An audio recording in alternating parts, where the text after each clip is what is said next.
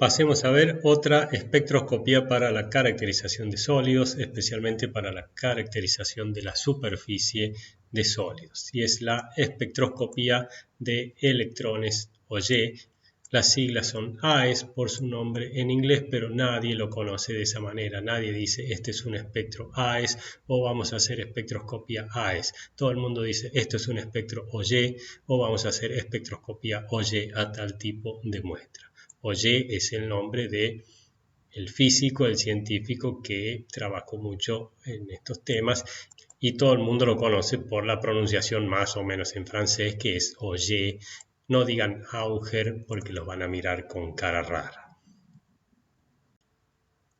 ¿Qué es lo que se hace incidir sobre la muestra en esta espectroscopía? Indistintamente puede ser rayos X o puede ser un haz de electrones. También podría ser rayos gamma. Seguramente ustedes han visto en radioquímica que irradiar con rayos gamma una muestra genera electrones de este tipo, electrones OY. Para el caso de la espectroscopía OY lo más común es rayos X o un haz de electrones, y lo que se generan son lo que se llaman los electrones OY. Ya vamos a repasar cómo es que se generan esos electrones OY, que son los que detecta el equipo. Una particularidad de esta técnica es que no hace falta que la radiación sea monocromática como en el caso de la XPS. Acá hay una foto. El equipamiento en general a simple vista se parece mucho a, por ejemplo, un equipo de XPS, por eso no les muestro ninguna foto. De hecho, los equipos que hacen XPS en la gran mayoría de los casos pueden hacer también espectroscopía OY. Acá se ve una foto más ampliada de la cámara donde va la muestra. La muestra iría ahí adentro y ahí el operador está manipulando la muestra para comenzar a trabajar. ¿Cuál es el principio de esta espectroscopía? ¿Cómo se generan los electrones OY? Y acá tenemos esquemitas de los estados de un átomo en una muestra en diferentes situaciones a medida que va transcurriendo este proceso. En esta primera parte del esquema tenemos un átomo con sus niveles de energía y los electrones en los distintos niveles, la capa K que sería el nivel 1, la capa L que sería el nivel 2.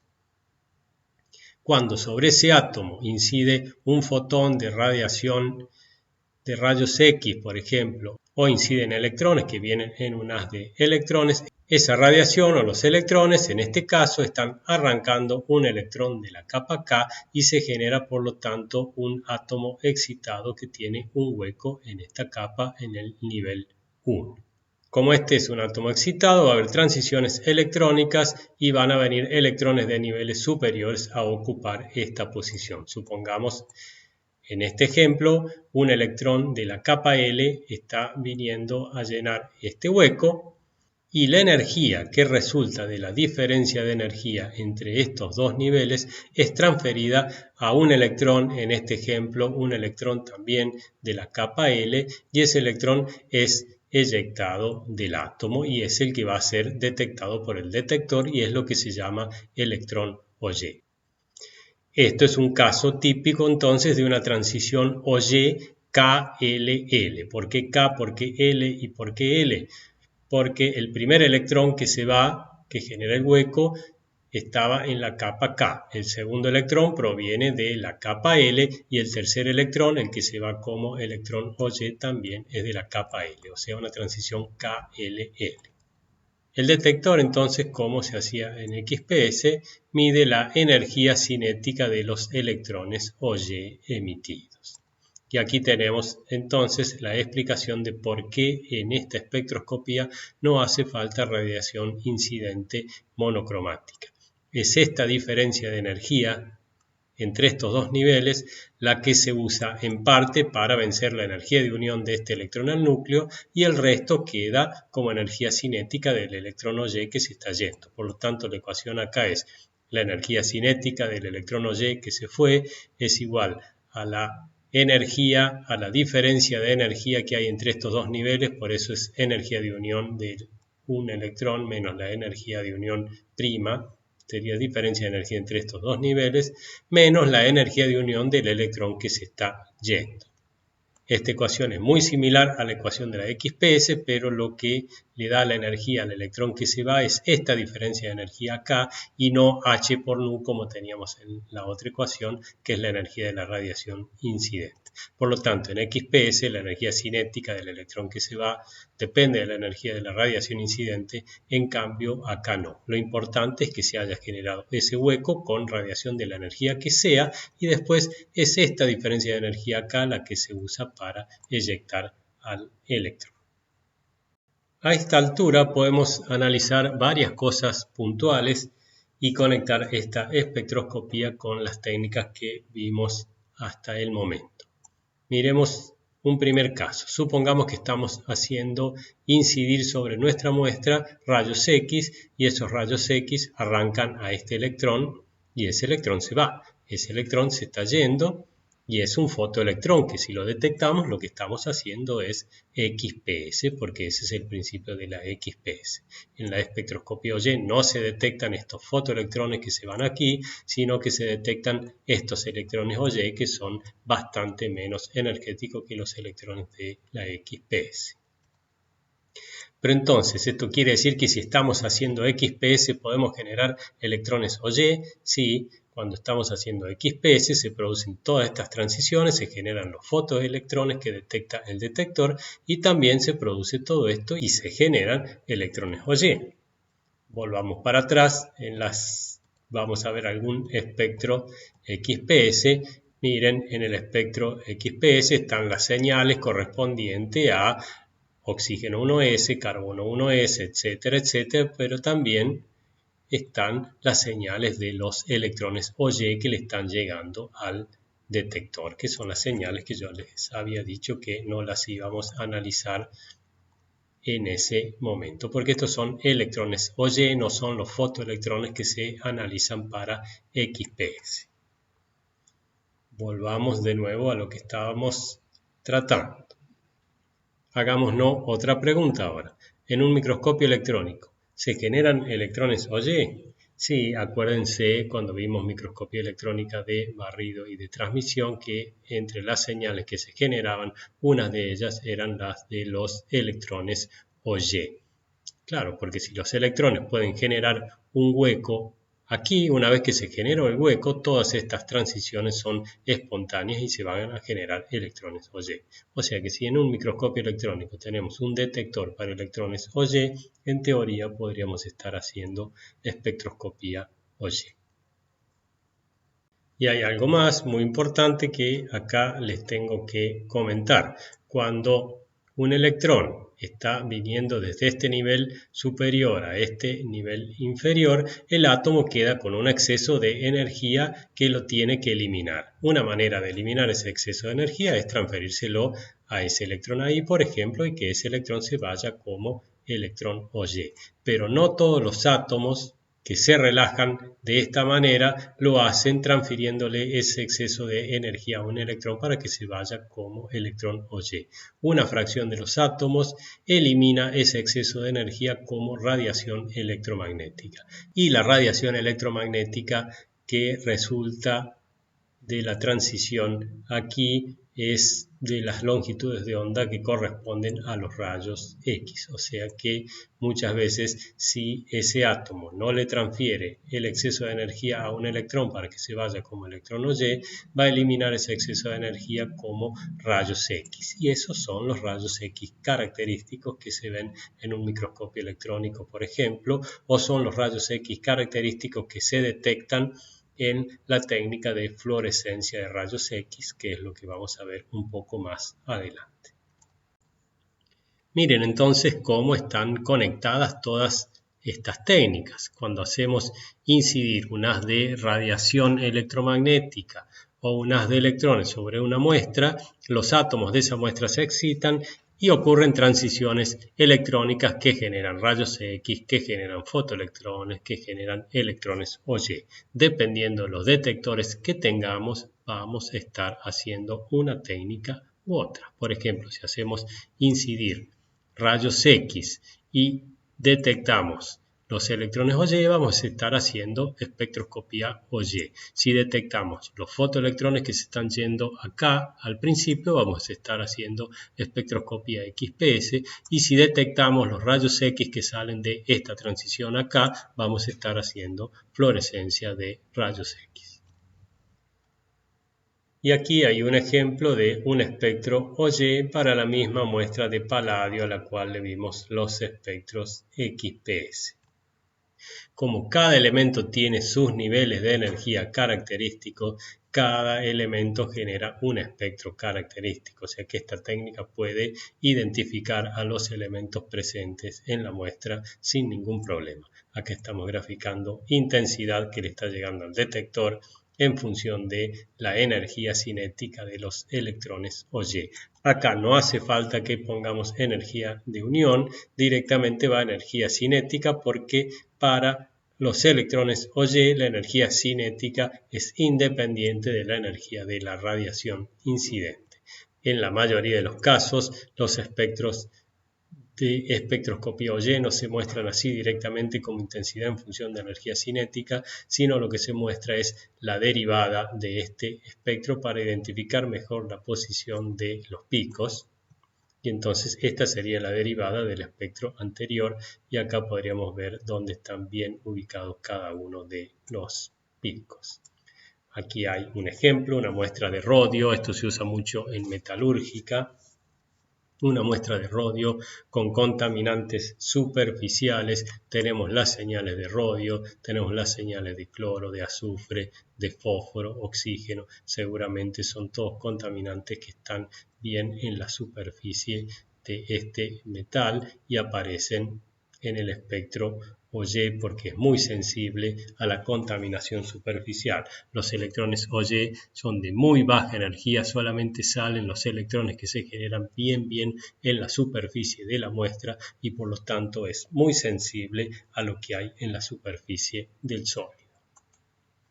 Aquí hay otro ejemplo de lo que se puede hacer con espectroscopía OY. Muchas veces estos equipos vienen con un acelerador de iones, por ejemplo, argón, se ioniza argón y se lo acelera para bombardear la superficie de la muestra. Esos iones argón lo que van haciendo es ir horadando el sólido y por lo tanto se va midiendo con esta espectroscopía la composición química a medida que vamos penetrando en el sólido. Hacer esto sería hacer un perfil en profundidad de la composición química de un sólido. Y este es un ejemplo para una muestra laminar que tiene cromo y que tiene níquel. Y lo que estamos graficando es la intensidad de la señal o bien de cromo o de níquel en función de la profundidad a la cual nos vamos moviendo en esta muestra. Al principio tenemos solo señal de cromo, después a los 50 nanómetros disminuye abruptamente la señal de cromo y aumenta la de níquel, dura por 50 nanómetros más o menos, luego cae nuevamente la de níquel, aumenta la de cromo, etcétera, etcétera, etcétera. Estamos viendo perfectamente que es un material laminar de este tipo. Para resumir, ¿cuáles son las utilidades de la espectroscopía OY? También permite identificar a los elementos, puede diferenciarlos a todos, excepto hidrógeno y helio. Es la técnica para análisis químicos de superficies. Trae muchos problemas porque es tan sensible a contaminantes que cualquier cosa que esté dando vuelta en el aire y que se pueda pegar en la superficie de estos sólidos es detectada por este equipamiento. Es para hacer análisis cuantitativo de superficies, se puede usar para perfiles como vimos recién, se puede utilizar para mapeos. Los costos de estos equipos son similares a los que vimos anteriormente. Y antes de terminar con esta técnica, acá hay un esquema para comparar cómo es la espectroscopía XPS, cómo es la espectroscopía UPS y la espectroscopía OY para que vean que son todas cosas muy similares. XPS estamos haciendo incidir rayos X, arrancamos electrones internos, esos se van como fotoelectrones y son estos electrones los que detectamos.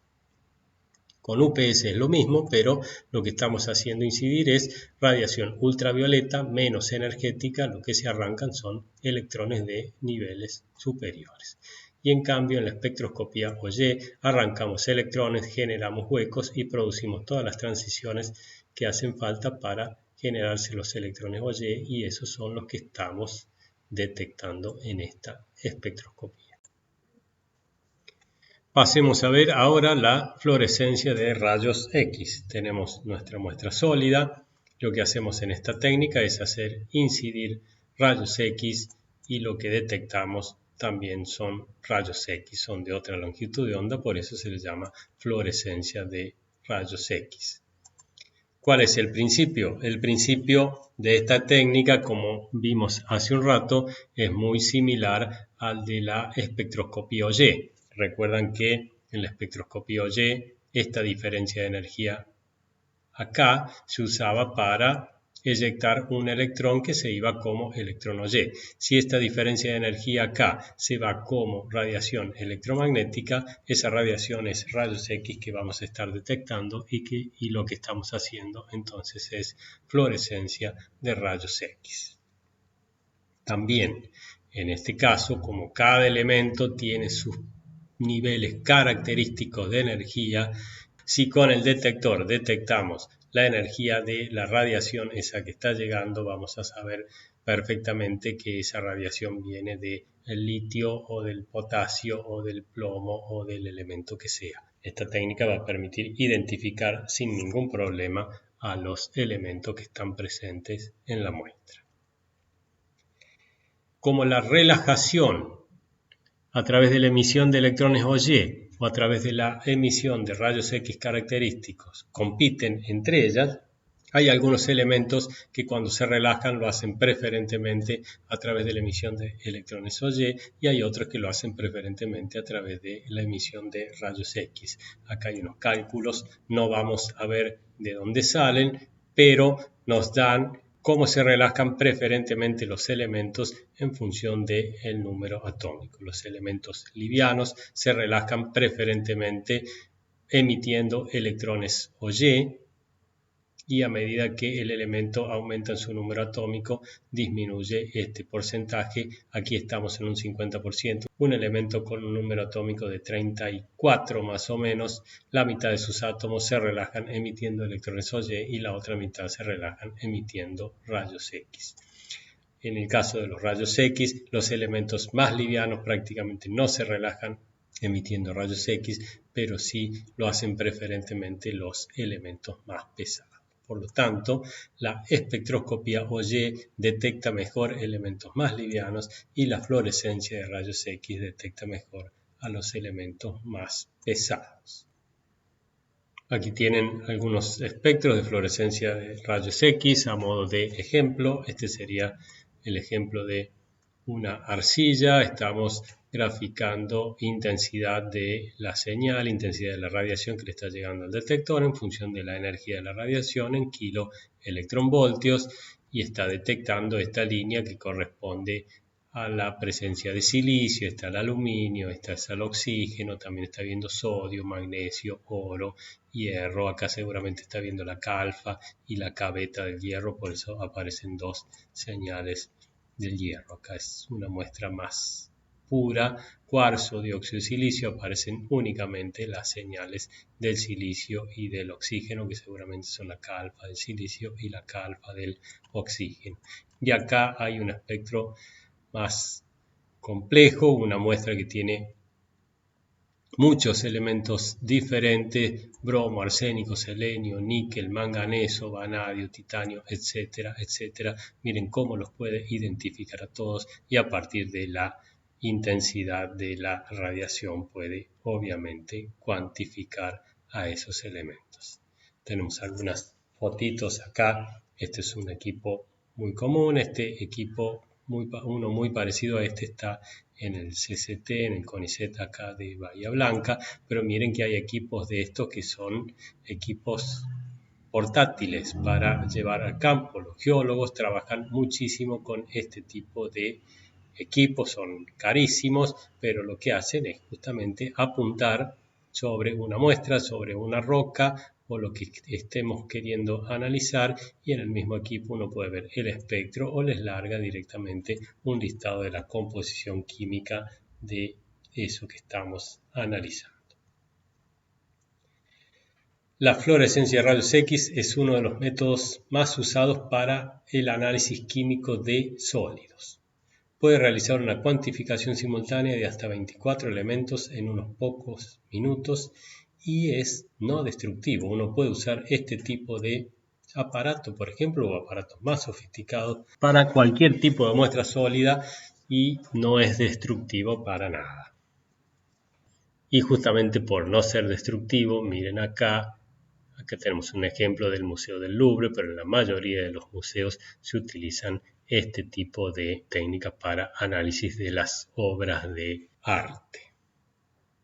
Si quieren, entran a la página del Museo del Louvre y van a ver este tipo de cosas. Acá tenemos, por ejemplo, un equipo de fluorescencia de rayos X haciendo una medición sobre una pintura, acá sobre un jarrón, acá sobre esa obra de arte, etcétera, etcétera.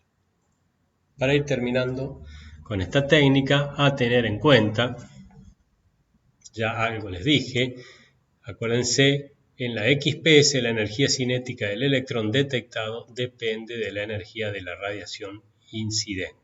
Por lo tanto, es necesario tener radiación incidente monocromática de energía conocida. En cambio, para la espectroscopia OY o para la fluorescencia de rayos X, no es dependiente la energía cinética de los electrones detectados o la energía de la radiación detectada y por lo tanto no es necesario tener radiación incidente que sea monocromática. Por último, veamos cómo hace fluorescencia de rayos X o algo parecido a la fluorescencia de rayos X un microscopio electrónico cuando tiene un detector para detectar los rayos X característicos. Esa técnica se llama análisis dispersivo de rayos X, EDX. Yo les había contado cuando veíamos SEM y TEM. La mayoría de los SEM y TEM tienen acoplados también un detector de rayos X y con él se puede analizar la composición química de la muestra. Es exactamente el mismo principio que la fluorescencia de rayos X, pero la excitación acá se realiza con el haz de electrones. Lo único que importa es que el haz de electrones genere un hueco para que empiecen a generarse las transiciones que hagan falta para que se produzcan los rayos X característicos.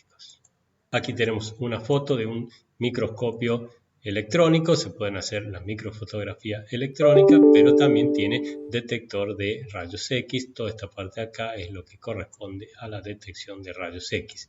En una pantalla uno va viendo la muestra y en otra pantalla tiene el espectro y tiene la composición química de la muestra que está analizando. Aquí tenemos algún ejemplo usando lo que se llama también la microsonda de electrones combinada con el SEM, que es exactamente lo mismo que vimos recién. Tenemos una foto obtenida con un detector de electrones secundarios. Esta es la foto típica obtenida con un microscopio electrónico de barrido, pero además, conjuntamente con esa foto, podemos tener un espectro de esta partícula que estamos viendo y acá vemos que tiene carbono, tiene oxígeno, aluminio, silicio, hierro, etcétera, etcétera. Y el equipo automáticamente lo que hace es largar un listado de elementos que están presentes en esa muestra y la composición química, 1,29%, 35% de oxígeno, 19% de silicio, etcétera, etcétera. Y por último veamos un ejemplo de lo que se puede hacer con estas técnicas, un ejemplo de mapeo, en este caso mapeo de polvo atmosférico con un microscopio electrónico de barrido que tenga un detector de rayos X para poder hacer análisis químicos haciendo esta técnica de EDX. Supónganse que hemos recogido muestras del aire de Bahía Blanca, polvo atmosférico, normalmente es una mezcla de suelo, tierra, arcillas y partículas de humo, y esas partículas las estamos viendo en este caso con un detector de electrones secundarios en el microscopio electrónico. Estamos viendo todas esas partículas, pero no sabemos cuál es la composición química de las mismas. El haz de electrones, entonces, va barriendo esta muestra, va generando los electrones secundarios para ver la imagen, pero también conjuntamente con los electrones secundarios, acuérdense que se van generando electrones OY y se van generando rayos X característicos. Cada elemento que está presente en estas partículas está generando rayos X. Y lo que yo puedo decirle al equipo es que con el detector de rayos X detecte únicamente la radiación que corresponde a silicio y que me marque en esta foto las regiones donde haya partículas que estén emitiendo radiación que corresponde a silicio y las pinte de amarillo. O sea que esa partícula ahí tiene silicio, todas esas que están pintadas en amarillo tienen silicio, las que están pintadas más fuertemente tienen silicio más concentrado y las que están pintadas un poco más débilmente tienen menos cantidad de silicio porque le llegó menos radiación al detector. Lo mismo podemos hacer para aluminio y que lo pinte en azul. Miren esa partícula redondita ahí, tiene aluminio y silicio, eso es típico de una arcilla, o sea que esa partícula proviene de la tierra que está en el aire porque la estuvo moviendo el viento, por ejemplo. Pero vemos que hay otra partícula, esta acá, que tiene mucho silicio y no tiene prácticamente nada de aluminio. Esto es muy probable que sea arena, un granito de arena muy chiquito que estaba en el polvo atmosférico. La arena es principalmente dióxido de silicio, es principalmente cuarzo. Tiene silicio y no tiene aluminio. Lo mismo podemos hacer para el calcio. Miremos que algunas de ellas tienen calcio. Esta acá tiene silicio, aluminio y tiene calcio. Es típico de una arcilla. Acá hay una que tiene solamente calcio y tiene muy poquito de silicio y casi nada de aluminio. Lo mismo podemos hacer para circonio. Fíjense, acá apareció una con circonio que no tiene ninguna de las otras. Esto no es tierra, esto viene de otro lado porque es circonio. Y también podemos decirle al equipo que me muestre en diferentes colores todas esas cosas juntas, donde hay silicio, donde hay aluminio, donde hay circonio, etcétera, etcétera. Miren entonces la potencia que tienen estas técnicas, cómo se pueden hacer análisis combinados de microscopía con composición química.